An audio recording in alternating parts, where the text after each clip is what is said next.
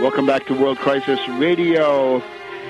The issue with the reform of the Fed is there's a significant popular backlash against the unelected, unaccountable clique of bankers running this thing. This is a Wall Street monstrosity, Wall Street's tentacles in government where they should not be. And the Dodd proposal basically says, let's keep an economy based on speculation and risk and try to manage the inevitable instability that comes out of that. They want to have a systemic risk oversight set up. This, of course, is a complete illusion. You can't have an economy based on 1.5 quadrillion of parasitical toxic derivatives and then attempt to put at the top of that pyramid some kind of a systemic risk authority that will tell various banks that they need more capital. This is simply an exercise in futility and a wild goose chase. We need a Tobin tax, 1% on all derivatives. That'll take the life out of the booze for the quants at Goldman Sachs. Let's then have the nationalization of the Federal Reserve and 0% credit, not for bankers, as Samuelson and Rubini point out, but rather for production, for mining, manufacturing, forestry, agriculture, scientific research, the other tangible, physical, hard commodity areas of economic activity upon which human survival depends. We need the Glass-Steagall firewall. We need the re-regulation of markets. In other words, we need to go back to the New Deal panoply of common sense regulations, which the monetarist Chicago boys and Austrian school lunatics have torn down, leading to the current depression. Dodd, Barney Frank, and Obama, none of them coming up with that. And indeed, most of these proposals are simply sops to try to keep the existing institutions in the current form. So the main thrust, I think, right now would be Tobin tax and take it from there and add on the nationalization of the Fed. Now then, by the way, shock therapy, right, coming from the IMF. We've been talking about Iceland as a country threatened by IMF shock therapy. Latvia, other post-communist states, they're threatened by IMF shock therapy. We just had the 20th anniversary of the Berlin Wall. Interesting interview with Egon Krenz, one of the last prime ministers of the German Democratic Republic, DDR, East Germany, a communist at the time. He points out that in the wake of the collapse of the East German regime, there was a fall of 70% of their industrial production was wiped out. And that was, of course, facilitated through the assassination of the head of the trusteeship agency set up by West Germany, the so-called Treuhand. This is Rohwedder, Rohweddr. He was assassinated by the, quote, Baader-Meinhof Red Army faction, unquote, and his successor came from Goldman Sachs, as I recall, and presided then over the destruction of 70% of the industrial production of East Germany.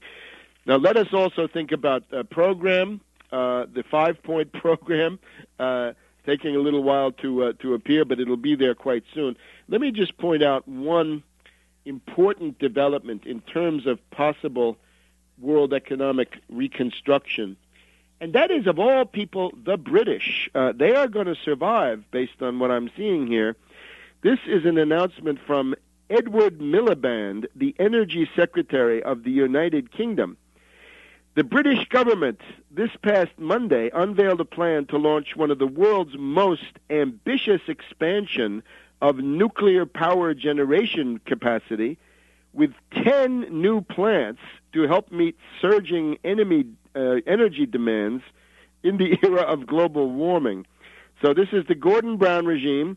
They've identified 10 sites in England and Wales for new nuclear power plants. The first is expected to come online in 2018. Many of these are going to replace the plants that the British have had going since the 50s and 60s that are going to be decommissioned. They are the vestige of accelerated nuclear construction from about 1950 to about 1980. So Miliband, of course, is blabbing about various kinds of global warming threats. There's a discussion about how to pay for it. But if the British are building 10 plants, the United States must immediately launch 100 high-temperature, pebble-bed, fourth-generation, very high-temperature, ultra-high-temperature reactors of the most modern type, 1,000 megawatts to 2,000 megawatts, to rebuild this power grid. The U.S. right now has about 103 nuclear plants. All of those are getting on in years. It's time to replace them with the most modern, the safest, and most advanced designs. And indeed, if you take, compare the U.S. population, it's about 6 times that of Britain. That would get you up to 60. Well, let's take it all the way to 100, since we've got 100. That is economic recovery. Think about the multiplier effect of those contracts as those go out through the communities, through construction, steel, and other engineering services and so forth, all the things that go into building modern nuclear reactors. The debate about nuclear energy in the wider world is over. The British, of course, the most Malthusian and the most pessimistic, the most anti-technology in many ways of all the major powers, have now taken the plunge. 10 nuclear plants we're going to start up building in Britain over the next couple of years. What is the U.S. doing? The U.S. is being left behind. You can see this again through the Chinese entry into the commercial airlines area and all the rest of it. China right now has, I think, about 20 to 25 nuclear plants under construction. The Malthusian hatred of science and technology is a failure. This is the collapse of civilization. If you allow your technology to be frozen, if you insist on going backwards in terms of technology, then that is national suicide. A lot of pressure now. If the British are doing this, what are the Germans going to do? Are they going to stick to their lunatic, pessimistic decision to phase out the nuclear plants that they have? This would be a piece of absolute insanity. How about the Italians? They had taken a referendum some years ago, some decades ago, where they were going to turn away from nuclear energy, and now they are going to feel the pinch and see that even the British are willing to do this. The other thing we've got is, in many parts of the United States, rail transport is making a comeback. Here, north of Washington, D.C., Montgomery County, Maryland, the county board is now looking at a corridor cities development plan where they're talking about light rail.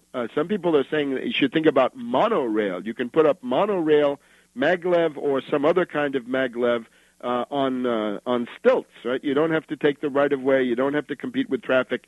You have it go across because the monorail, think of the famous Schwebebahn in Wuppertal, Germany, which has been there for more than 100 years, a beautiful design. Modern versions of that are available.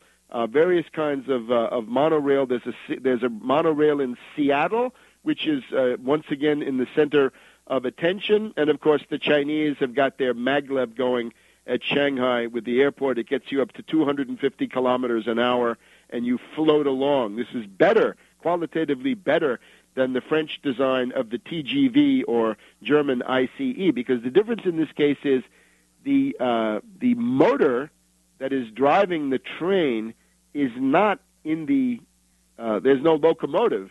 It's in the rail bed. In other words, it's a series of rapidly shifting magnetic fields that pull the train along. Think of it. With the steam engine, you had to have the coal and the boiler and the locomotive, so you had to carry your own supply. Same thing really with diesel. If you have an electrified rail line, then the electricity comes from a distant power source, but you've got a problem of these rail lines. The maglev would be the approach, and in certain smaller and short-range areas, other kinds of monorail technology. So the British are moving ahead. What's the U.S. going to do? Are we sinking into a post-industrial junk heap? That's where we're headed with Obama. Time to do something about that with a competent economic program. We'll see you next week on World Crisis Radio.